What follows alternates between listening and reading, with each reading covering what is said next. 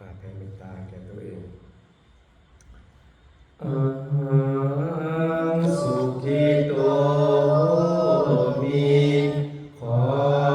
ให้ข้าพระเจ้ามีความสุขนิทุกโขมีขอให้ข้าพระเจ้าบ่มีทุกข์อาเวโรมีขอให้ข้าพระเจ้าบ่มีเวรอาพยาปัสโสภิขอให้บ่มีผู้มาเบียดเบียนซึ่งกันและกันเลยอานิโกมีขอให้ข้าพระเจ้าบ่มีความทุกข์กายทุกข์ใจสุขีอัตตานังปาริหารามิขอให้มีความสุขกายสุขใจ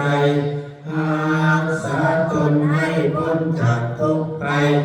อันตรายทั้งสิ้นเถิดสาธุสัตตาอันว่าสัตว์ทั้งหลายทั้งปวงที่เป็นเพื่อนทุกข์เกิดแก่เจ็บตายด้วยกันทั้งหมดทั้งสิ้นเวลาหุนตุจงเป็นสุขเถิดอย่าได้มีเวรแก่กันและกันเลยพยาปัสสะหุนตุเป็นสุขเถิดอย่าได้เบียดเบียนซึ่งกันและกันเลยอานิคาหุนตุจงเป็นสุขเถิดอย่าได้มีความทุกข์กายทุกข์ใจเลยสุขีอัตตานังปาริหารันตุจงมีความสุขกายสุขใจรักษาตนให้พ้นจากทุกข์ภัยอันตรายทั้งสิ้นเถิดท่านทั้งหลายที่ท่านได้ทุกข์ขอให้ท่านจงมีความสุขท่านทั้งหลายที่ท่านได้ทุกข์ขอให้สุขยิ่งขึ้นไปสัพเพสัตตาสัตว์ทั้งหลายที่เกิดเป็นชาลาภูชาที่เกิดเป็นอันทาสาที่เกิดเป็นสังเสทาสา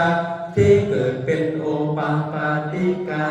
ขอท่านทั้งหลายจงมาหักเอากุศลผลบุญให้ทั่วทุกทั่วสัตว์ด้วยเถิดนิทังมิญาตินังวุตตุสุขิตาวุตตุญาตายโยขอบุญมีจงถึงญาติพี่น้องทั้งหลายของข้าพเจ้าขอให้ญาติพี่น้องทั้งหลายของข้าพเจ้าจงเป็นสุขเถิดนาที87วันทาอุกาสวันทานิมันเตเจ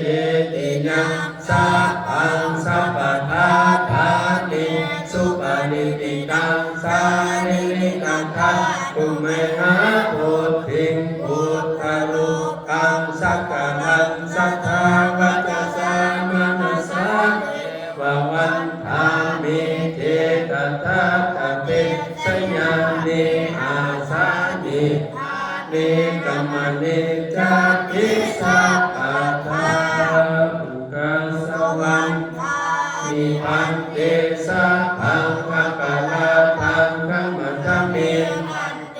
มยากะตังปุญญังสามินาอนุโมทิตาพังสามินากะตังปุญญังไมหัง